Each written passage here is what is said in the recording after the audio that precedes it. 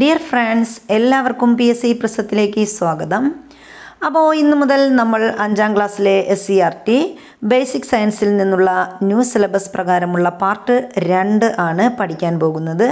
അപ്പോൾ ഇതുവരെ നമ്മുടെ വീഡിയോസ് കാണാത്തവരുണ്ടെങ്കിൽ അവർക്ക് ലിങ്ക് ഡിസ്ക്രിപ്ഷനിൽ കൊടുത്തേക്കാം. അതുപോലെ തന്നെ 5ാം ക്ലാസ്സിലെ സോഷ്യൽ സയൻസിൻ്റെ പാർട്ട് 1, അതുപോലെ ബേസിക് സയൻസ് പാർട്ട് 1 ഇതെല്ലാം വീഡിയോസ് നമ്മൾ അപ്ലോഡ് ചെയ്തിട്ടുണ്ട്. അപ്പോൾ എല്ലാവർക്കും അതിൻ്റെ ലിങ്ക് ഡിസ്ക്രിപ്ഷനിൽ കൊടുത്തേക്കാം. എല്ലാവരും അത് കാണുക. അതുപോലെ തന്നെ നമ്മുടെ ചാനൽ സബ്സ്ക്രൈബ് ചെയ്യാതെ കാണുന്നവരാരെങ്കിലും ഉണ്ടെങ്കിൽ സബ്സ്ക്രൈബ് ചെയ്ത് കാണുക.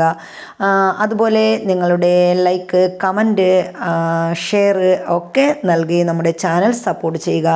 ഇതുവരെ നമ്മളെ സപ്പോർട്ട് ചെയ്തവർക്ക് എല്ലാവർക്കും ഒരു ബിഗ് താങ്ക് യു. അപ്പോൾ നമുക്ക് ക്ലാസ്സിലേക്ക് കിടക്കാം. ഇന്ന് നമ്മൾ 5ാം ക്ലാസ്സിലെ ബേസിക് സയൻസിൻ്റെ രണ്ടാമത്തെ പാർട്ടിലെ 1ാമത്തെ ചാപ്റ്ററാണ് പഠിക്കുന്നത്. ആകാശ കാഴ്ചകളെ പറ്റി ആളുകൾ ധാരാളം കഥകൾ ഉണ്ടാക്കുകയും പ്രചരിപ്പിക്കുകയും ചെയ്തിരുന്നു. അപ്പോൾ ഇങ്ങനെ അറിയാത്തതും വിശദീകരിക്കാനാവാത്തതുമായ കാര്യങ്ങളെ പറ്റി കഥകൾ ഉണ്ടാക്കുക എന്നത് ഞാനും നിങ്ങളും ഒക്കെ പോലുള്ള മനുഷ്യൻ്റെ സ്വഭാവമാണ്. ആകാശത്ത് കാണുന്ന ഈ നക്ഷത്രക്കൂട്ടത്തിലെ ഓരോ നക്ഷത്രത്തെയും പരസ്പരം ബന്ധിപ്പിച്ചാൽ ഒരു പെൺകുട്ടിയുടെ രൂപം സങ്കല്പിക്കാം. ഇത് കണ്ടിട്ട് നിങ്ങൾക്കൊരു പെൺകുട്ടിയായിട്ട് തോന്നുന്നുണ്ടോ? ഉണ്ടെങ്കിൽ അതിന് നമുക്കൊരു പെൺകുട്ടിയായിട്ട് എന്ത് ചെയ്യാം? സങ്കല്പിക്കാം. ഇതൊരു രാജകുമാരിയാണെന്നും അവരെ ചങ്ങലയിൽ ബന്ധിച്ചിരിക്കുകയാണെന്നുള്ള കഥ ഗ്രീക്കുകാർക്കിടയിൽ പ്രചാരത്തിലുണ്ടായിരുന്നു. അപ്പോൾ ആകാശത്തുള്ള ഈ ഒരു പെൺകുട്ടിയുടെ ചിത്രം കണ്ടിട്ട് ഗ്രീക്കുകാർ പറഞ്ഞത് ഇതൊരു രാജകുമാരിയാണ്, ഇവരെ എന്ത് ചെയ്തിരിക്കുന്നു? ചങ്ങലയിൽ ബന്ധിപ്പിച്ചിരിക്കുന്നു. അങ്ങനെയാണ് ഗ്രീക്കുകാർക്കിടയിൽ ഇത് പ്രചാരത്തിൽ വന്നത്.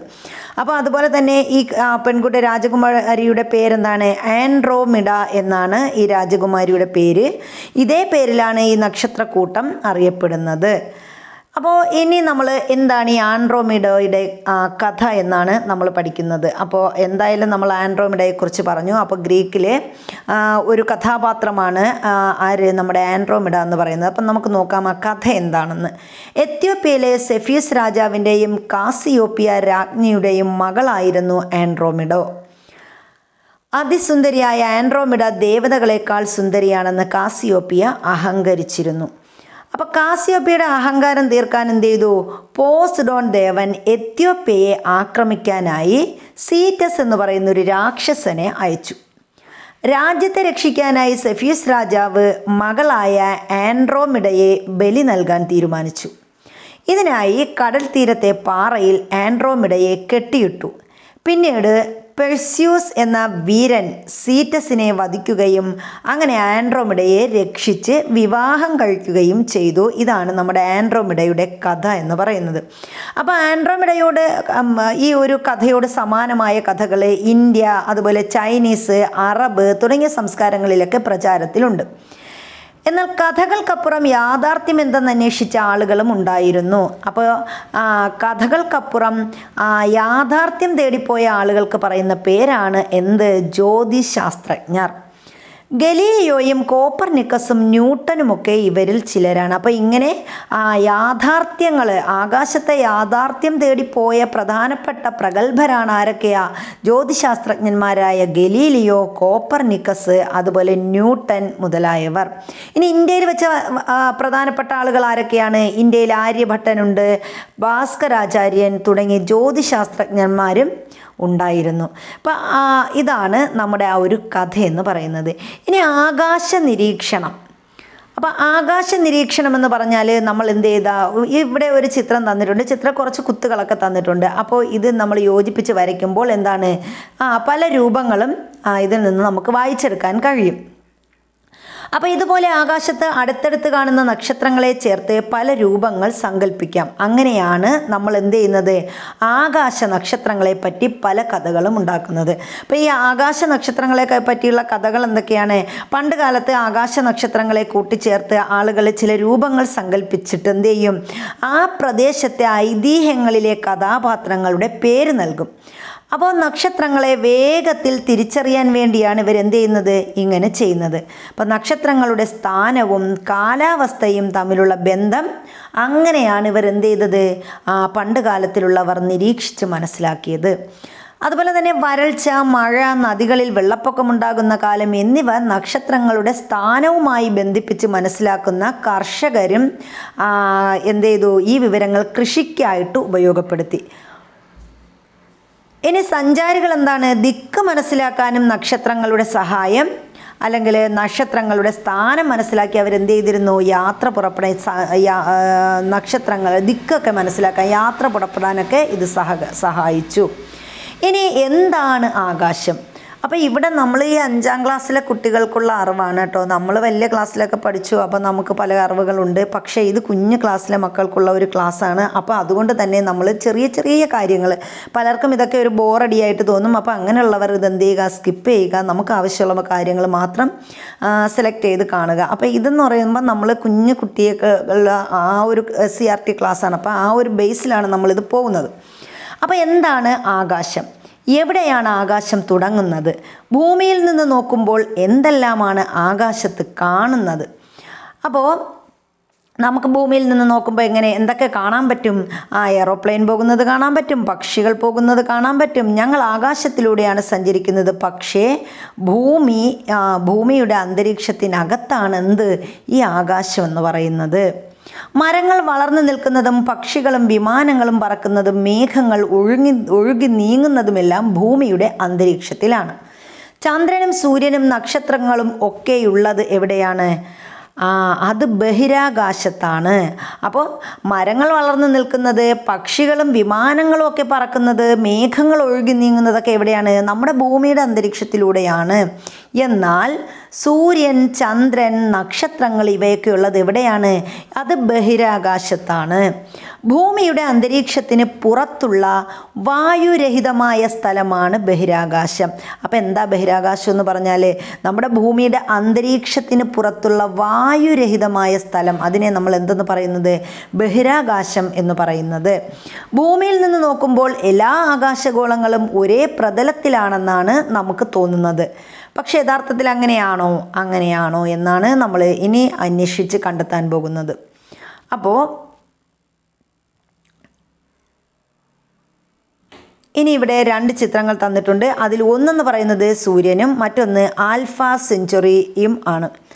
അപ്പോൾ ആൽഫ സെഞ്ചുറി എന്താണ്? 16 ലക്ഷം ഭൂമിയെ ഉൾക്കൊള്ളാവുന്ന വലിപ്പമുള്ള ഇതാണ് ആൽഫ സെഞ്ചുറി എന്ന് പറയുന്നത്. അപ്പോൾ ആൽഫ സെഞ്ചുറിക്ക് 16 ലക്ഷം ഭൂമിയെ ഉൾക്കൊള്ളാവുന്ന വലിപ്പമുണ്ട്. ഭൂമിയിൽ നിന്ന് 40 ലക്ഷം കോടി കിലോമീറ്റർ അകലെയാണ് സ്ഥിതി ചെയ്യുന്നത്? ഈ ആൽഫ സെഞ്ചുറി സ്ഥിതി ചെയ്യുന്നത്. അപ്പോൾ നമ്മൾ ഓർത്ത് വെക്കുക, ഇതൊക്കെ വലിയ വലിയ അറിവുകളാണ്. അപ്പോൾ നമ്മുടെ അറിവുകളുടെ കൂട്ടത്തിൽ ഇതൊക്കെ കൂട്ടിച്ചേർത്ത് വെക്കുക. എന്താണ്? ആൽഫ സെഞ്ചുറിക്ക് 16 ലക്ഷം, എത്ര ലക്ഷം ഭൂമിയെ ഉൾക്കൊള്ളാൻ സാധിക്കുമെന്ന് ചോദിച്ചാൽ 16 ലക്ഷം ഭൂമിയെ ഉൾക്കൊള്ളാൻ സാധിക്കും. അതുപോലെ തന്നെ ഇതിന് ഭൂമിയിൽ നിന്ന് എത്ര കോടി കിലോമീറ്റർ അകലെയാണ് ആൽഫ സെഞ്ചുറിയുടെ സ്ഥാനം എന്ന് പറയുന്നത്? ഭൂമിയിൽ നിന്ന് 40 ലക്ഷം കോടി കിലോമീറ്റർ അകലെയാണ്. അതാണ് നമ്മുടെ ആൽഫ സെഞ്ചുറിയുടെ സ്ഥാനം. ചിലപ്പോൾ ആൽഫ സെഞ്ചുറിയുടെ ഭൂമിയിൽ നിന്ന് എത്ര കിലോമീറ്റർ അകലെയാണെന്നൊക്കെ ചോദിച്ചൊരു സ്റ്റേറ്റ്മെൻറ്റ് ലെവലിന് ചോദിക്കാം. അപ്പോൾ ഭൂമിയിൽ നിന്ന് എത്രയാണ്? 40 ലക്ഷം കോടി കിലോമീറ്റർ അകലെയാണ്. ഇനി സൂര്യനെ കുറിച്ചാണ് നമ്മൾ പറയുന്നത്. സൂര്യൻ 13 ലക്ഷം ഭൂമിയെ ഉൾക്കൊള്ളാവുന്ന വലിപ്പം ആർക്കുണ്ട്? നമ്മുടെ സൂര്യനുണ്ട്. പക്ഷെ ആൽഫ സെഞ്ചുറിക്ക് എത്രയാണ്? 16 ലക്ഷം ഭൂമിയെ ഉൾക്കൊള്ളാവുന്ന വലിപ്പമുണ്ട്. സൂര്യന് 13 ലക്ഷം ഭൂമിയെ ഉൾക്കൊള്ളാവുന്ന വലിപ്പമുണ്ട്. ഭൂമിയിൽ നിന്ന് 15 കോടി കിലോമീറ്റർ അകലെയാണ് ആരുടെ സ്ഥാനം? സൂര്യൻ്റെ സ്ഥാനം.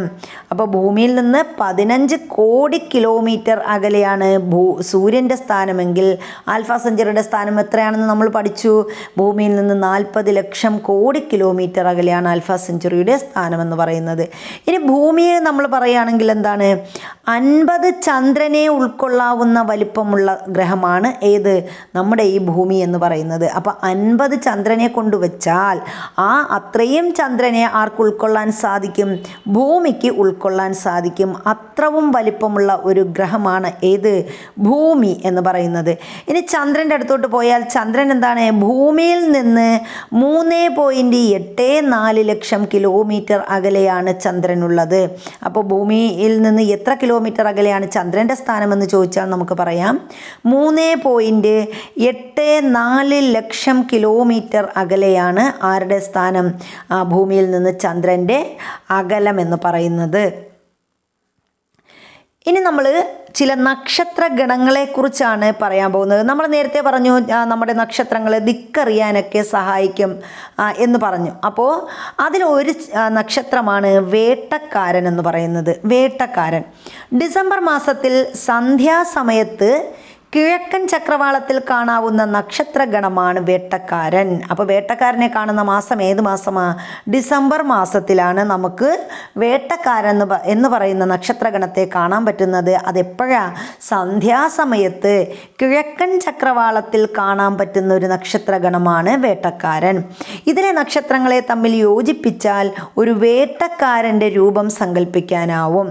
അപ്പോൾ ഇവിടെ തന്നിട്ടുണ്ട് എന്താണ്? ഇതാണ്. അപ്പോൾ ഇതിനെല്ലാത്തിനെയും കൂടെ നമ്മൾ യോജിപ്പിച്ചാൽ എന്താണ്? ഇതേപോലെ അമ്പും വില്ലും നിൽക്കുന്ന ഒരു വേട്ടക്കാരൻ്റെ ചിത്രം നമുക്ക് കിട്ടും. അതുകൊണ്ടാണ് ആ നക്ഷത്രത്തിന് ഏത് പേര് വന്നത്? വേട്ടക്കാരൻ എന്ന പേര് വന്നത്.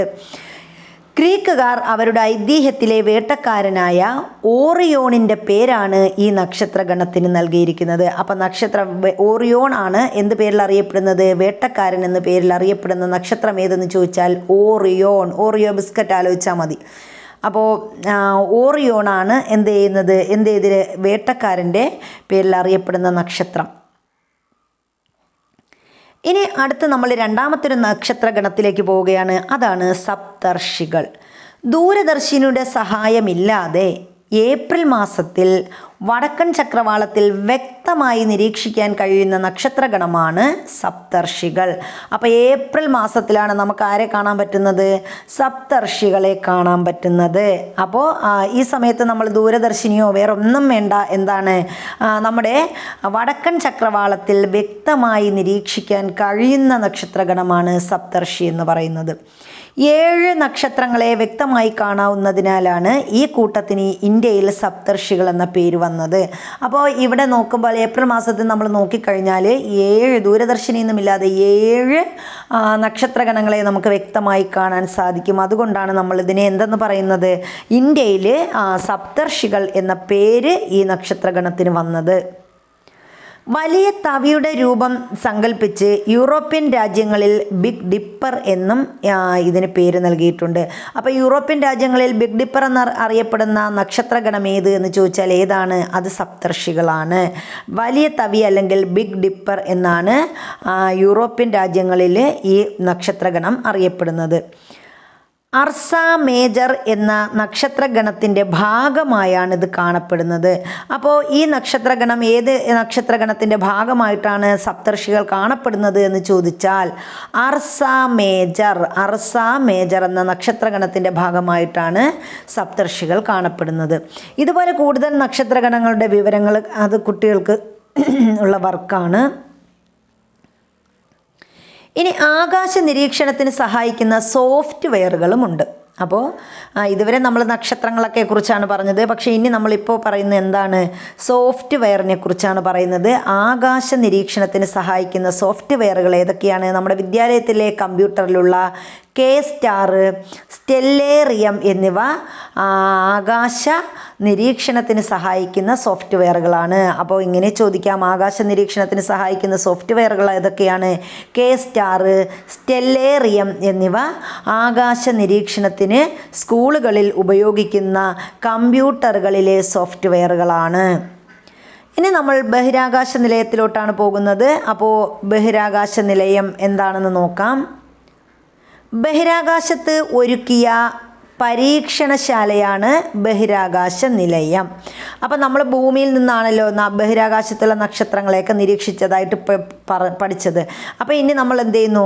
ബഹിരാകാശത്ത് നിന്ന് തന്നെ നിരീക്ഷണങ്ങൾ നടത്താനും പരീക്ഷണങ്ങൾ ചെയ്യാനും സൗകര്യങ്ങൾ ഒരുക്കിയിട്ടുണ്ട്. അപ്പോൾ അതിനായിട്ട് നമ്മൾ ബഹിരാകാശത്ത് ഒരുക്കിയ പരീക്ഷണശാലയാണ് നമ്മൾ എന്തെന്ന് പറയുന്നത്? ബഹിരാകാശ നിലയം എന്ന് പറയുന്നത്. അപ്പോൾ അത് ഇന്ത്യയുടെ ബഹിരാകാശ നിലയം, അമേരിക്കയ്ക്കാണെങ്കിൽ അമേരിക്കൻ നാസയുടെ ബഹിരാകാശ നിലയം, അങ്ങനെ ഓരോ രാജ്യത്തിനും അവരവരുടേതായ ബഹിരാകാശ നിലയങ്ങളൊക്കെ ഉണ്ട്. ഇനി എന്തിനാണ് ഈ ബഹിരാകാശ നിലയങ്ങൾ അല്ലെങ്കിൽ സ്പേസ് സ്റ്റേഷൻ എന്ന് പറയുന്നത്?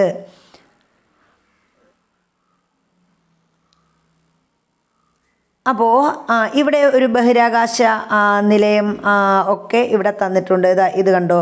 അപ്പോൾ ഇതിന് കുറച്ച് പ്രത്യേകത, പരീക്ഷണങ്ങൾക്കും മറ്റുമായി ബഹിരാകാശ നിലയത്തിലെത്തുന്നവർക്ക് എന്തെല്ലാം പ്രശ്നങ്ങളാണ് നേരിടേണ്ടി വരിക എന്ന് ചോദിച്ചിട്ടുണ്ട്. അപ്പോൾ അവിടെ എന്തില്ല, നമുക്കറിയാം അവിടെ വായുവില്ല. ബഹിരാകാശ നിലയത്തിൽ വായുവില്ല, അവിടെ അന്തരീക്ഷമില്ല. അപ്പോൾ ഇനി നമ്മൾ അടുത്ത് ചന്ദ്രനെ കുറിച്ചാണ് പറയുന്നത്. രാത്രികാലങ്ങളിൽ ആകാശത്ത് ഏറ്റവും കൂടുതൽ തെളിഞ്ഞും വലുതായും കാണുന്നതാണ് നമ്മുടെ ചന്ദ്രന് എന്ന് പറയുന്നത്. അപ്പോൾ രാത്രികാലങ്ങളിലാണ് നമുക്ക് ചന്ദ്രനെ കാണാൻ കഴിയുന്നത്. ഭൂമിയുടെ ഏറ്റവും അടുത്തുള്ള ആകാശഗോളമാണ് ചന്ദ്രൻ. അപ്പോൾ ഭൂമിയുടെ ഏറ്റവും അടുത്തുള്ള ആകാശഗോളം ഏതാണ്? ചന്ദ്രനാണ്. ചന്ദ്രന് നക്ഷത്രങ്ങളെക്കാൾ വലിപ്പമുണ്ടോ? ചന്ദ്രന് സ്വയം പ്രകാശിക്കാൻ കഴിയുമോ?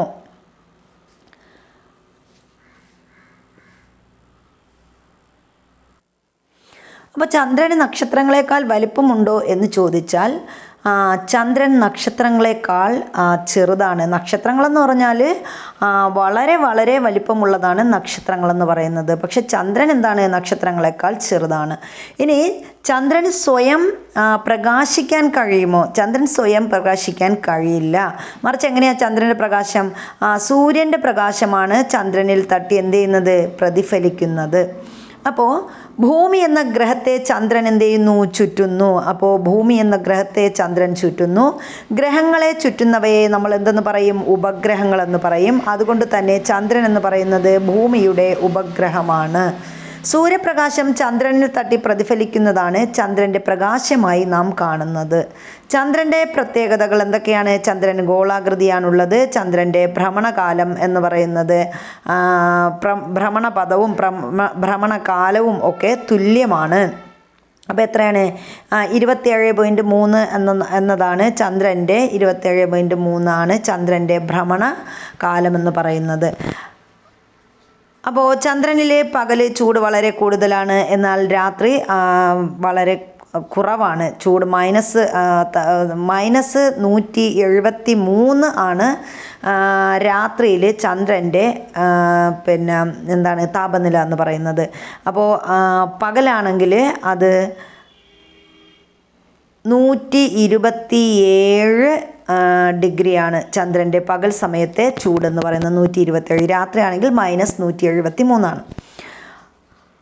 അപ്പോൾ ഇനി നമ്മൾ പറയുന്നത് പ്രകാശിക്കുന്ന ഏതെല്ലാം വസ്തുക്കളാണ് ആകാശത്തുള്ളത്. അപ്പം നമുക്കറിയാം ഭൂമിയുടെ ഏറ്റവും അടുത്ത് സ്ഥിതി ചെയ്യുന്ന നക്ഷത്രമാണ് ഏത്? സൂര്യൻ എന്ന് പറയുന്നത്. അപ്പോൾ ഭൂമിയുടെ ഏറ്റവും അടുത്ത നക്ഷത്രം ഏതാണ്? അത് സൂര്യനാണ്. സൂര്യനെ പോലെ കോടിക്കണക്കിന് നക്ഷത്രങ്ങൾ പ്രപഞ്ചത്തിലുണ്ട്. അപ്പോൾ ഈ സൂര്യനെ പോലെ തന്നെ കോടിക്കണക്കിന് നക്ഷത്രങ്ങൾ എവിടെയുണ്ട്? നമ്മുടെ പ്രപഞ്ചത്തിലുണ്ട്. പല നക്ഷത്രങ്ങൾക്കും അവയെ ചുറ്റുന്ന ഗ്രഹങ്ങളും ഉപഗ്രഹങ്ങളുമുണ്ട്. അപ്പോൾ ഈ നക്ഷത്രങ്ങൾക്കൊക്കെ എന്തുമുണ്ട്? അവയെ ചുറ്റുന്ന ഗ്രഹങ്ങളുണ്ട്, അതുപോലെ ഉപഗ്രഹങ്ങളും ഒക്കെ ഉണ്ട്. നക്ഷത്രങ്ങളെയും മറ്റ് ആകാശഗോളങ്ങളെയും എങ്ങനെ നമുക്ക് വേർതിരിച്ചറിയാം എന്നാണ് ചോദിച്ചിരിക്കുന്നത്. സ്വയം പ്രകാശിക്കുന്ന ആകാശഗോളങ്ങളാണ് നക്ഷത്രങ്ങൾ. അപ്പം നക്ഷത്രങ്ങളുടെ പ്രത്യേകത എന്താണ്? നക്ഷത്രങ്ങൾ സ്വയം പ്രകാശിക്കും. അങ്ങനെ സ്വയം പ്രകാശിക്കുന്ന ആകാശഗോളങ്ങളെ നാം എന്തെന്ന് പറയും? നക്ഷത്രങ്ങളെന്ന് പറയും. എന്നാൽ ഗ്രഹങ്ങൾ അങ്ങനെയാണോ? അപ്പം ഗ്രഹങ്ങളും ഉപഗ്രഹങ്ങളും സ്വയം പ്രകാശിക്കുന്നില്ല. അപ്പം ഗ്രഹങ്ങളുടെ പ്രത്യേകത എന്താണ്? അത് സ്വയം പ്രകാശിക്കുന്നില്ല. അതുപോലെ തന്നെ ഉപഗ്രഹങ്ങളും എന്ത് ചെയ്യുന്നില്ല? സ്വയം പ്രകാശിക്കുന്നില്ല. അവയിൽ പതിക്കുന്ന പ്രകാശം പ്രതിഫലിക്കുന്നത് കൊണ്ടാണ് അവ പ്രകാശിക്കുന്നതായി നമുക്ക് തോന്നുന്നത്. അപ്പോൾ ഗ്രഹങ്ങളായാലും ഉപഗ്രഹങ്ങളായാലും അവയിൽ പ്രകാശം തട്ടി പ്രതിഫലിക്കുന്നത് കൊണ്ടാണ് അവ പ്രകാശിക്കുന്നതായിട്ട് നമുക്ക് തോന്നുന്നത്. ആകാശം നിരീക്ഷിക്കുമ്പോൾ നമ്മൾ എന്ത് കാണും? നക്ഷത്രങ്ങൾ മിന്നുന്നതായും ഗ്രഹങ്ങൾ മിന്നാതെ പ്രകാശിക്കുന്നതായുമായിട്ടാണ് നമുക്ക് തോന്നുന്നത്. ഇനി നമ്മൾ അടുത്തെന്നോട്ടാണ് സൗരയുധത്തിലേക്കാണ് പോകുന്നത്. സൗരയുധം. അപ്പോൾ സൗരയുധം എന്ന് പറഞ്ഞാൽ ചന്ദ്രൻ ഭൂമിയെ ചുറ്റുന്നത് പോലെ ഭൂമിയും സൗരയുധത്തിലെ മറ്റു ഗോളങ്ങളും ആരെ ചുറ്റുന്നുണ്ട്? സൂര്യനെ ചുറ്റുന്നുണ്ട്. അപ്പോൾ ചന്ദ്രൻ നമ്മൾ നേരത്തെ പറഞ്ഞു ഭൂമിയുടെ ഉപഗ്രഹമാണ്. അതുകൊണ്ട് തന്നെ ഭൂമിയെ ആര് ചുറ്റുന്നുണ്ട്? നമ്മുടെ ചന്ദ്രൻ ചുറ്റുന്നുണ്ട്. അതേപോലെ ഭൂമിയും സൗരയുധത്തിലെ മറ്റു ഗ്രഹങ്ങളും അല്ലെങ്കിൽ മറ്റു ഗോളങ്ങളും ആരെ ചുറ്റുന്നുണ്ട്? സൂര്യനെ ചുറ്റുന്നുണ്ട്. ആകാശഗോളങ്ങളുടെ ഈ സഞ്ചാരപാതയ്ക്ക് പറയുന്ന പേരെന്താണ്? അതാണ് ഓർബിറ്റ് അഥവാ പരിക്രമണ പഥം എന്നാണ് പറയുന്നത്. അപ്പോൾ സൂര്യനും ഭൂമിയും മറ്റ് ഗ്രഹങ്ങളും എന്ത് ചെയ്യുന്നു, സൂര്യനെ ചുറ്റുന്ന ആ ഒരു സഞ്ചാരപാതയ്ക്കാണ് നമ്മൾ എന്തെന്ന് പറയുന്നത്, ഭ്രമണപഥം അഥവാ ഓർബിറ്റ് എന്ന് പറയുന്നത്. ഈ കാണുന്ന ഈ ഒരു ഇതാണ് എന്ത്, ഭ്രമണപഥം എന്ന് പറയുന്നത്, അല്ലെങ്കിൽ ഓർബിറ്റ് എന്ന് പറയും. സൂര്യനും സൂര്യനെ ചുറ്റുന്ന ഗ്രഹങ്ങളും ഉപഗ്രഹങ്ങളും മറ്റനേകം വസ്തുക്കളും ചേർന്നതാണ് സൗരയുധം അഥവാ സോളാർ സിസ്റ്റം എന്ന് പറയുന്നത്. അപ്പോൾ സോളാർ സിസ്റ്റം എന്ന് പറഞ്ഞാൽ അവിടെ ആരൊക്കെയുണ്ട്, സൂര്യനുണ്ട്, സൂര്യനെ ചുറ്റുന്ന ഗ്രഹങ്ങളുണ്ട്, അതുപോലെ ഉപഗ്രഹങ്ങളുണ്ട്, മറ്റ് അനേകം വസ്തുക്കൾ, ഇതൊക്കെ ചേർന്നതിനെയാണ് നമ്മൾ എന്തെന്ന് പറയുന്നത്, അതെ സൗരയുധം എന്ന് പറയുന്നത്.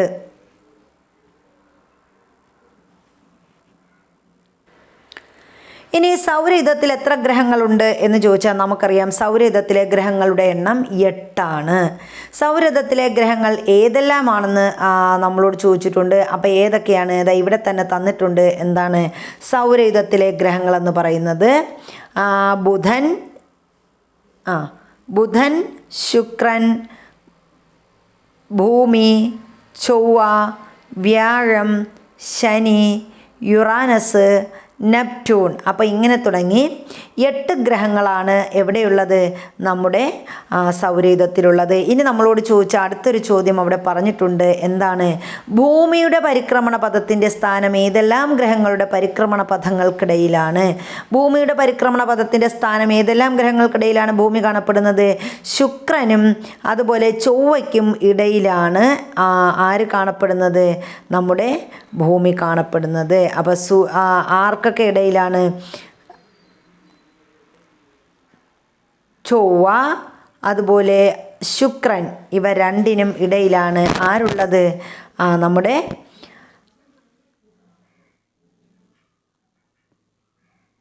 ഭൂമി കാണപ്പെടുന്നത്. ഇനി ഇതിൽ തന്നെ നമുക്ക് അടുത്ത് കുറച്ച് ക്വസ്റ്റ്യൻ കൂടി നമുക്കിവിടെ സ്വയം കണ്ടെത്താൻ കഴിയും. ഏറ്റവും വലിയ ഗ്രഹം ഏതാണ്? വ്യാഴമാണ്. രണ്ടാമത് വലിപ്പത്തിൽ രണ്ടാമതുള്ളത് ശനിയാണ്. മൂന്നാമത് നമുക്ക് കാണാം യുറാനസ്, പിന്നെ നെപ്റ്റ്യൂൺ, അത് കഴിഞ്ഞ് ഭൂമി, അത് കഴിഞ്ഞ് ശുക്രൻ, പിന്നെ ചൊവ്വ. ഏറ്റവും ചെറിയ ഗ്രഹം ഏതാണ്? ബുധനാണ്.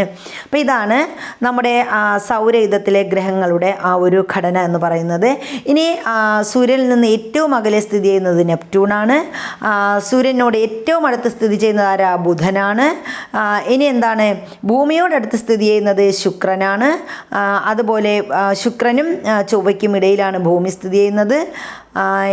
അങ്ങനെ നമുക്ക് ഈ പിന്നെ ഗ്രഹങ്ങളെ എന്ത് ചെയ്യാം, തരംതിരിച്ച് ഓരോ പ്രത്യേകതയും ഇതിൽ നിന്ന് തന്നെ എത്തി മനസ്സിലാക്കി പോകാം. ഇനി നമ്മൾ കൃത്രിമോപഗ്രഹങ്ങളാണ് അടുത്ത് പഠിക്കുന്നത്. അപ്പോൾ കൃത്രിമോപഗ്രഹങ്ങളെന്ന് പറഞ്ഞാൽ എന്താണ്?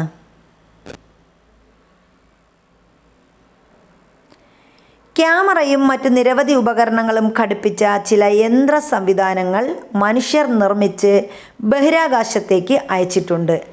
അവ എന്ത് ചെയ്യുന്നു? സദാ ഭൂമിയെ ചുറ്റിക്കൊണ്ടിരിക്കുന്നു. ഈ മനുഷ്യനിർമ്മിത യന്ത്രങ്ങളാണ് കൃത്രിമോപഗ്രഹങ്ങൾ എന്ന് പറയുന്നത്. അപ്പോൾ ചുരുക്കത്തിൽ നമുക്ക് പറയുകയാണെങ്കിൽ മനുഷ്യനിർമ്മിത യന്ത്രങ്ങളാണ് ഏത്, കൃത്രിമോപഗ്രഹങ്ങൾ എന്ന് പറയുന്നത്. ഇതെന്ത് ചെയ്യും, ബഹിരാകാശത്ത് ഇങ്ങനെ കറങ്ങിക്കൊണ്ടിരിക്കുകയാണ്. അതാണ് നമ്മുടെ കൃത്രിമോപഗ്രഹങ്ങൾ എന്ന് പറയുന്നത്. ഇത്തരം കൃത്രിമോപഗ്രഹങ്ങളാണ് GPS പോലുള്ള സേവനങ്ങൾ ലഭ്യമാക്കുന്നത്. അപ്പം നമുക്ക് GPS സേവനങ്ങൾ ലഭ്യമാക്കുന്നത് ആരാ? അത് കൃത്രിമോപഗ്രഹങ്ങളാണ്. ഇനി അടുത്ത് നമ്മൾ പറയുന്നത്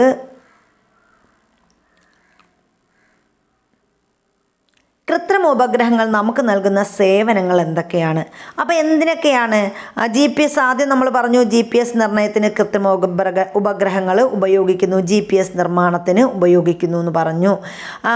അത് ഇനി എന്തൊക്കെയാണ്? വിദൂര സംവേദനത്തിന് വേണ്ടിയിട്ട് കൃത്രിമോപഗ്രഹങ്ങളെ ഉപയോഗിക്കാറുണ്ട്. വിദൂര സംവേദനം, ആശയവിനിമയം, ഗതി നിർണയം, ശാസ്ത്ര പര്യവേഷണങ്ങൾ, വിഭവ സ്രോതസ്സുകൾ, കണ്ടെത്തലുകളും രേഖപ്പെടുത്തലും ചാനലുകളും തുടങ്ങി വിവിധ സേവനങ്ങൾക്ക് വേണ്ടിയിട്ട് നമ്മൾ ആരെ പ്രയോജനപ്പെടുത്താറുണ്ട്? കൃത്രിമ ഉപഗ്രഹങ്ങളെ പ്രയോജനപ്പെടുത്താറുണ്ട്. പ്രതിരോധം ഇതിനൊക്കെ വേണ്ടിയിട്ട് ആരെ ഉപയോഗിക്കാറുണ്ട്? നമ്മുടെ കൃത്രിമ ഉപഗ്രഹങ്ങളെ ഉപയോഗിക്കുന്നുണ്ട്. ഇനി ഇത് കൂടാതെ എന്തൊക്കെയാണ് വാർത്താവിനിമയ സംവിധാനങ്ങൾ ഒരുക്കുന്നത്? കാലാവസ്ഥാ പ്രവചനത്തിന് വേണ്ടി ഒക്കെ ആര് ഉപയോഗിക്കാറുണ്ട്? കൃത്രിമ ഉപഗ്രഹങ്ങൾ ഉപയോഗിക്കാറുണ്ട്. ഇനി ഇന്ത്യയുടെ കൃത്രിമ ഉപഗ്രഹങ്ങളെക്കുറിച്ചാണ് നമ്മൾ പറയുന്നത്. ഇവിടെ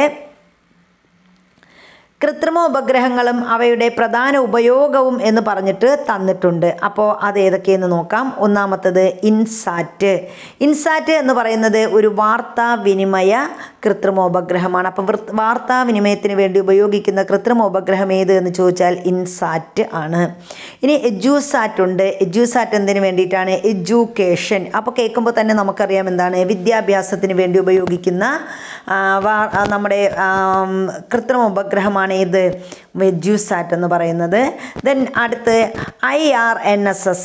IRNSS എന്ന് പറഞ്ഞാൽ ഇന്ത്യയുടെ ഗതി നിർണയ കൃത്രിമ ഉപഗ്രഹം ഏത് എന്ന് ചോദിച്ചാൽ IRNSS ആണ്. ഒരുപാട് തവണ PSC ചോദിച്ചിട്ടുള്ള ക്വസ്റ്റ്യൻസ് ആണ് ഇതെല്ലാം. ഇനി അതുപോലെ കാർട്ടോസാറ്റ്. കാർട്ടോസാറ്റ് എന്ന് പറഞ്ഞാൽ ഭൗമ നിരീക്ഷണ ഇന്ത്യയുടെ ഭൗമ നിരീക്ഷണ ഉപഗ്രഹമാണ് കാർട്ടോസാറ്റ്. ഭൗമ നിരീക്ഷണ ഉപഗ്രഹം. അതുപോലെ ആസ്ട്രോസാറ്റ് ഉണ്ട്. ആസ്ട്രോണമി എന്ന് കേട്ടാൽ തന്നെ നമുക്കറിയാം ജ്യോതിശാസ്ത്രജ്ഞന്മാരെയാണ് ആസ്ട്രോണമിസ്റ്റ് എന്ന് പറയുന്നത്, അല്ലെങ്കിൽ ആസ്ട്രോണമി എന്ന് പറയുന്നത് ജ്യോതിശാസ്ത്രവുമായി ബന്ധപ്പെട്ടത്. അപ്പോൾ ആസ്ട്രോസാറ്റ് എന്ന് പറഞ്ഞാൽ എന്തായിരിക്കും? ജ്യോതിശാസ്ത്ര പഠനവുമായി ബന്ധപ്പെട്ട കൃത്രിമ ഉപഗ്രഹങ്ങളാണ്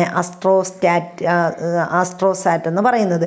ഇനി നമ്മൾ പറയുന്നത് GSAT 7, യമീസാറ്റ് എന്നിവ ഇന്ത്യയുടെ പ്രതിരോധ ഉപഗ്രഹങ്ങളാണ്. അപ്പോൾ ഈ പ്രതിരോധ ഉപഗ്രഹങ്ങൾ ഏതെല്ലാം എന്ന് ചോദിച്ചാൽ, അല്ലെങ്കിൽ താഴെ തന്നിരിക്കുന്നതിൽ ഇന്ത്യയുടെ പ്രതിരോധ ഉപഗ്രഹം ഏത് എന്ന് ചോദിച്ചാൽ നമുക്ക് പറയാം എന്താണ്? GSAT 7 എന്ന് പറയുന്നത് ഇന്ത്യയുടെ പ്രതിരോധ ഉപഗ്രഹമാണ്. യമീസാറ്റ് അതും ഇന്ത്യയുടെ പ്രതിരോധ ഉപഗ്രഹമാണ്.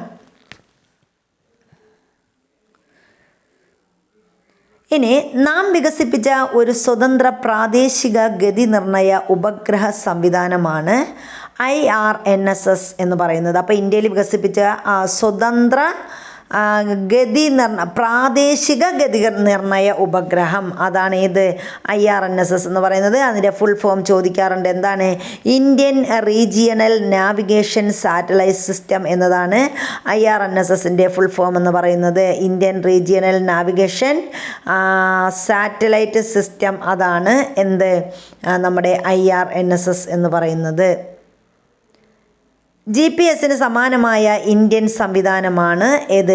IRNSS എന്ന് പറയുന്നത്. അപ്പോൾ ഇതും ചോദിച്ചിട്ടുള്ളതാണ്. ആ GPS-ന് സമാനമായ ഇന്ത്യൻ സംവിധാനം ഏത്? അപ്പോൾ അമേരിക്കയുടെ അല്ലെങ്കിൽ നാസയുടെ GPS-ന് സമാനമായ ഇന്ത്യൻ സംവിധാനം ഏത് എന്ന് ചോദിച്ചാൽ അത് ഏതാണ്? IRNSS ആണ്. ഇനി നമ്മൾ റോക്കറ്റുകളെ കുറിച്ചാണ് പറയുന്നത്. അപ്പോൾ ഈ കൃത്രിമ ഉപഗ്രഹങ്ങളെ ബഹിരാകാശത്തെത്തിക്കുന്നത് ആരാണ്? അതാണ് റോക്കറ്റുകൾ എന്ന് പറയുന്നത്. അവയുടെ പങ്കാണ് നമ്മൾ ഇനി നോക്കുന്നത്. ഉപഗ്രഹ വിക്ഷേപണം മെയ് 29. അപ്പോൾ ഇവിടെ ഉപഗ്രഹ വിക്ഷേപണം മെയ് 29 ഇതൊരു പത്രവാർത്ത തലക്കെട്ടാണ് തന്നിരിക്കുന്നത്. അപ്പം നമുക്ക് നോക്കാം എന്താണ്? ബംഗളൂരു തദ്ദേശീയമായി വികസിപ്പിച്ച ഗതി നിർണയ ഉപഗ്രഹത്തിൻ്റെ വിക്ഷേപണം മെയ് 29 നടക്കും. GSLV F-12 റോക്കറ്റ് ഉപയോഗിച്ചാണ് ഉപഗ്രഹത്തെ ഭ്രമണപഥത്തിലെത്തിക്കുന്നത്. 18 മിനിറ്റ് കൊണ്ട് റോക്കറ്റ് ഉപഗ്രഹത്തെ അതിൻ്റെ ഭ്രമണപഥത്തിലെത്തിക്കും. അപ്പോൾ ഇതൊരു പത്രവാർത്തയിൽ വന്ന ഒരു തലക്കെട്ടാണ്. അപ്പോൾ ഇതിൽ നിന്ന് നമുക്ക് മനസ്സിലായി എന്താണ്? റോക്കറ്റുകളാണ് എന്ത് ചെയ്യുന്നത്? ഉപഗ്രഹത്തെ ഭ്രമണപഥത്തിലെത്തിക്കുന്നതിന് വേണ്ടിയിട്ട് നമ്മൾ ഉപയോഗിക്കുന്നത്.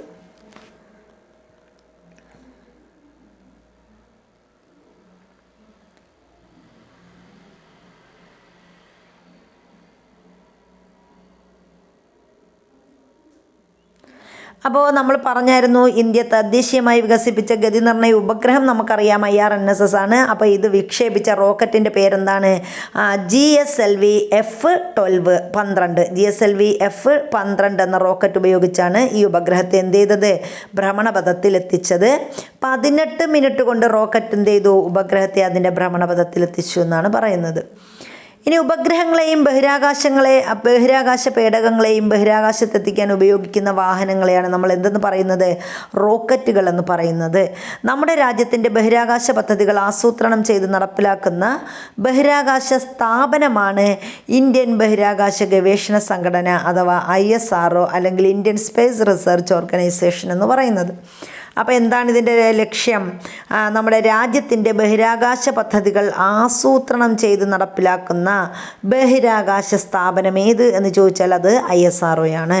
മറ്റ് രാജ്യങ്ങളുടെ ബഹിരാകാശ ഗവേഷണ സ്ഥാപനങ്ങളുടെ പേരുകൾ കൂടി ശേഖരിക്കാൻ പറഞ്ഞിട്ടുണ്ട്. അപ്പോൾ അത് നമുക്കറിയാം ഏതൊക്കെയാണ്. നാസ എന്ന് പറയുന്നത് ആരുടെയാണ്?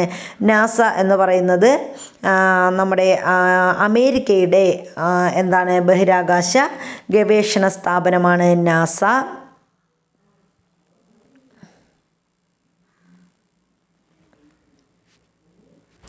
അതുപോലെ ജാക്സയുണ്ട്. ജാക്സ എന്ന് പറഞ്ഞാൽ അത് ജപ്പാൻ്റെ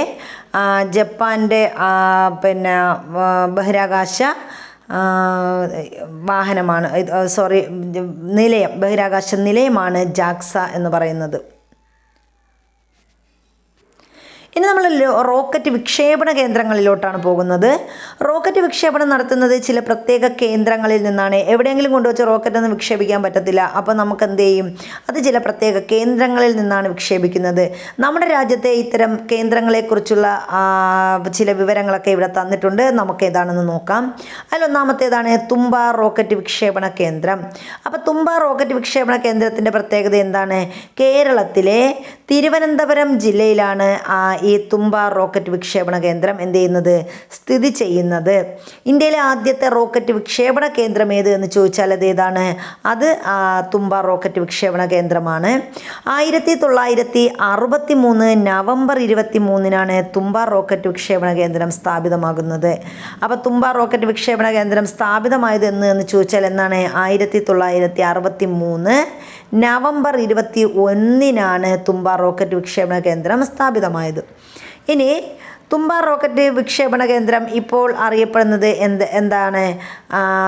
നമ്മുടെ വിക്രം സാരാഭായ് സ്പേസ് സെൻറ്റർ എന്ന പേരിലാണ് ഈ തുമ്പ റോക്കറ്റ് വിക്ഷേപണ കേന്ദ്രം അറിയപ്പെടുന്നത്.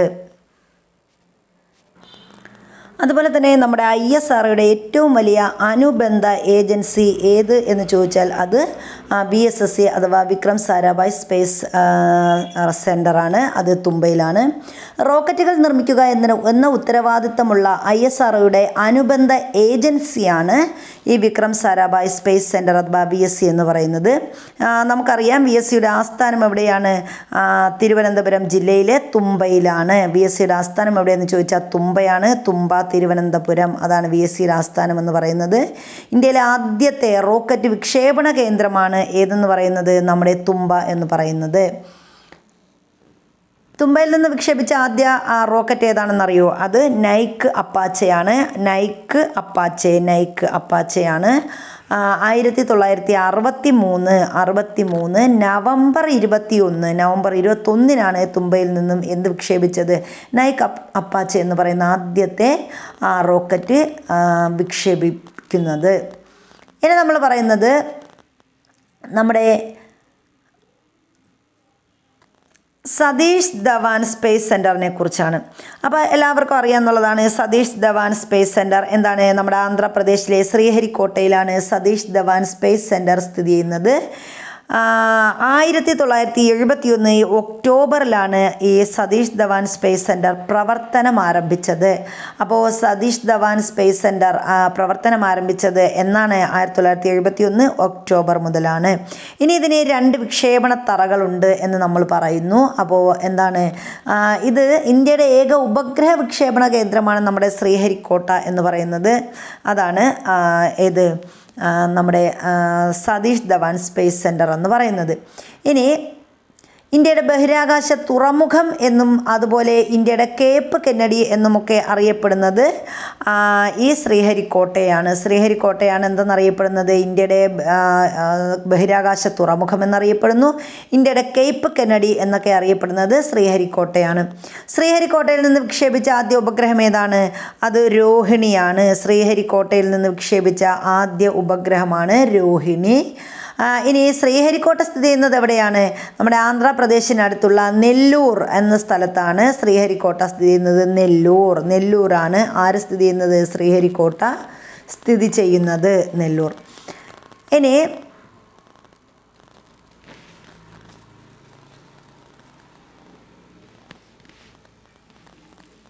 അടുത്ത് നമ്മൾ വിക്രം സാരാഭായിയെ കുറിച്ചാണ് പഠിക്കുന്നത്.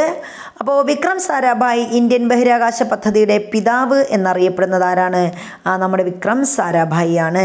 ഇന്ത്യയിൽ ബഹിരാകാശ സാങ്കേതിക വിദ്യ വികസിപ്പിക്കുന്നതിൽ അദ്ദേഹം പ്രധാന പങ്ക് വഹിച്ചിട്ടുണ്ട്.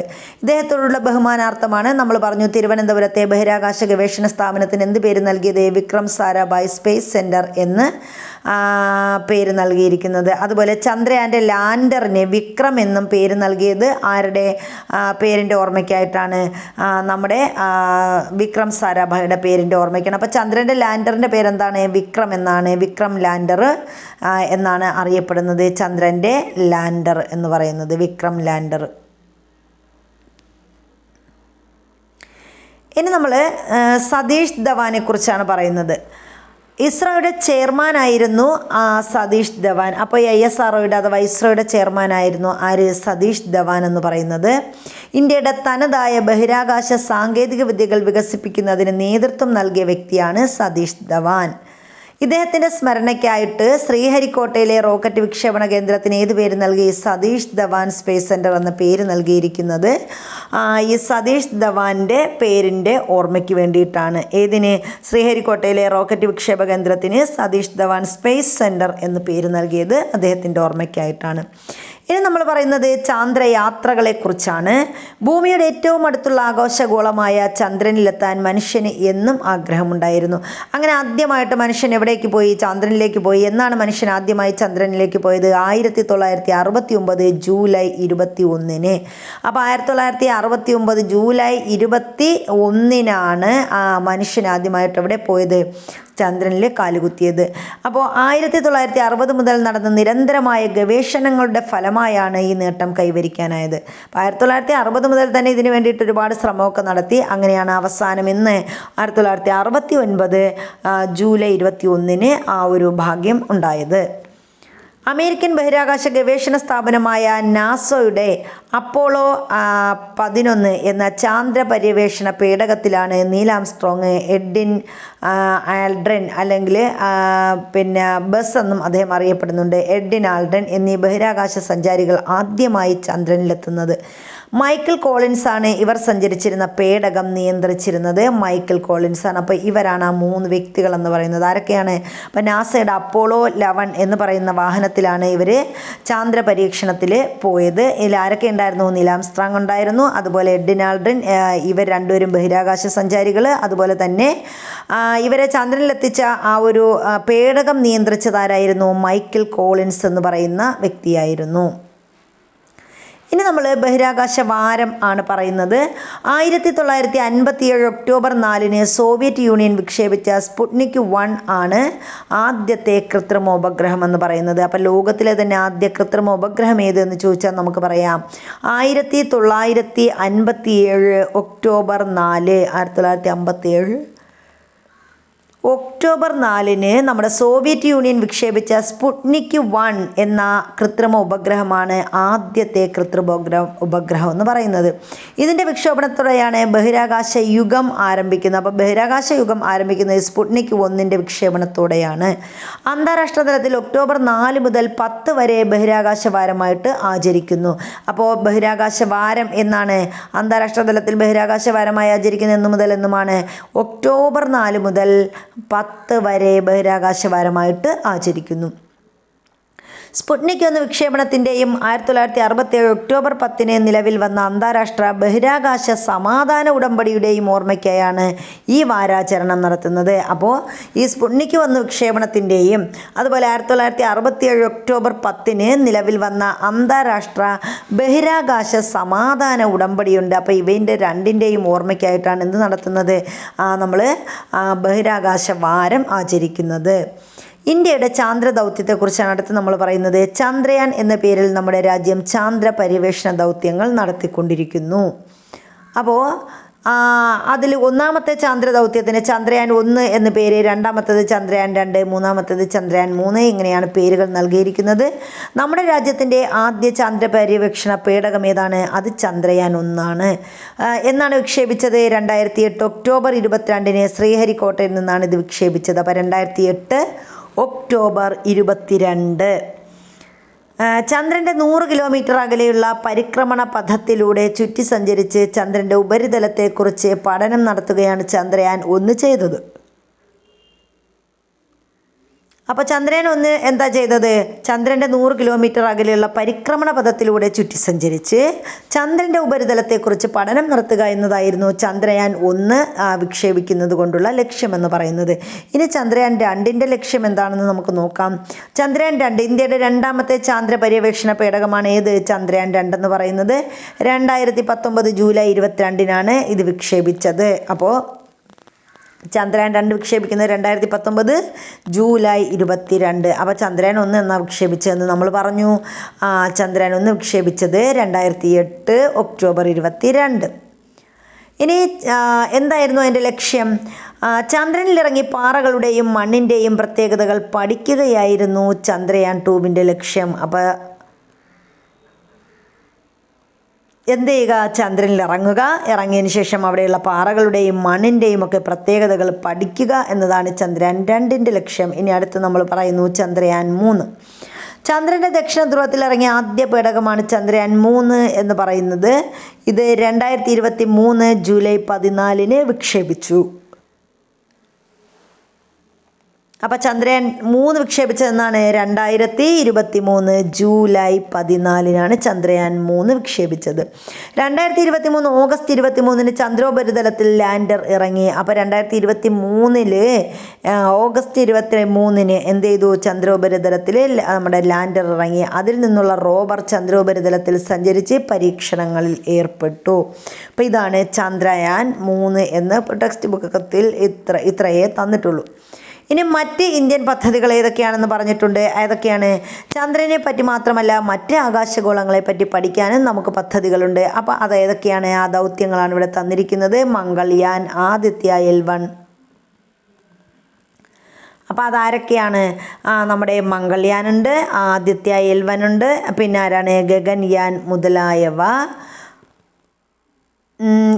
മറ്റ് ആകാശ ദൗത്യങ്ങളാണ്. അപ്പോൾ അതിൻ്റെ മംഗൾയാൻ എന്താ ചെയ്യുന്നത്? മംഗൾയാൻ്റെ ലക്ഷ്യം ചൊവ്വ പര്യവേക്ഷണമാണ്. മംഗൾയാൻ ചെയ്യുന്നത് ചൊവ്വ പര്യവേക്ഷണം. ആദിത്യ L1 ആണെങ്കിൽ എന്താണ്? സൗര പര്യവേക്ഷണമാണ്. ഗഗൻയാൻ ആണെങ്കിൽ ബഹിരാകാശ പര്യവേക്ഷണമാണ്. അപ്പോൾ ഇത്രയുമാണ് നമ്മൾ പറഞ്ഞ നമ്മുടെ ഈ ഒരു അഞ്ചാം ക്ലാസ്സിലെ ഈ ഒരു ചാപ്റ്റർ എന്ന് പറയുന്നത്. അപ്പോൾ ഇനി കുറച്ച് വിലയിരുത്താൻ ചെറിയ കുറച്ച് ക്വസ്റ്റ്യൻസ് ഒക്കെ ഇവിടെ തന്നിട്ടുണ്ട്. അപ്പോൾ അത് നമുക്ക് എന്താണെന്ന് അതുകൂടി നോക്കി നമുക്ക് നിർത്താം. അപ്പോൾ അതിലെന്തൊക്കെയാണ് അവിടെ പറഞ്ഞിരിക്കുന്നത്? ഇന്ത്യൻ ബഹിരാകാശ ഗവേഷണ രംഗത്തെ ചില പ്രധാന ചുവടുവയ്പ്പുകളാണ് ചുവടെ തന്നിരിക്കുന്നത്. ബന്ധപ്പെട്ട വർഷങ്ങൾ രേഖപ്പെടുത്തി ഇവ ക്രമത്തിലായിട്ട് എഴുതാൻ പറഞ്ഞിട്ടുണ്ട്. അപ്പോൾ ഇവിടെ ഓരോന്നിൻ്റെ വിക്ഷേപണമാണ്. ഏതൊക്കെയാണ്? മംഗൾയാൻ 1 വിക്ഷേപിച്ചതെന്നാണ്. അതുപോലെ ഇൻസാറ്റ് 1 വിക്ഷേപണം, ആദിത്യ L1 വിക്ഷേപണം, ISRO നിലവിൽ വന്നതെന്ന്, ചന്ദ്രയാൻ 1 വിക്ഷേപണം, ആര്യഭട്ട വിക്ഷേപണം. ഇത് ഓരോന്നും ഇവിടെ തന്നിട്ടുണ്ട്. നമുക്ക് ഓരോന്നും എന്താണെന്ന് തന്നെ നോക്കാം.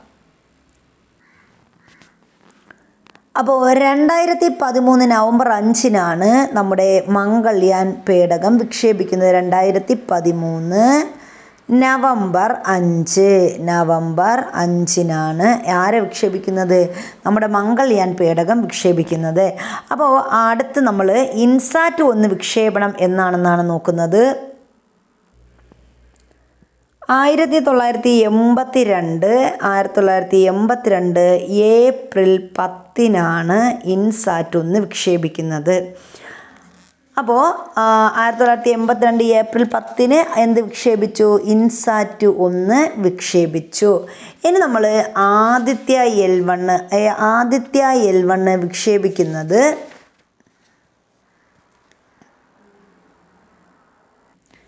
2023 സെപ്റ്റംബർ 2-നാണ്. 2023 സെപ്റ്റംബർ 2-നാണ് ആരെ വിക്ഷേപിക്കുന്നത്?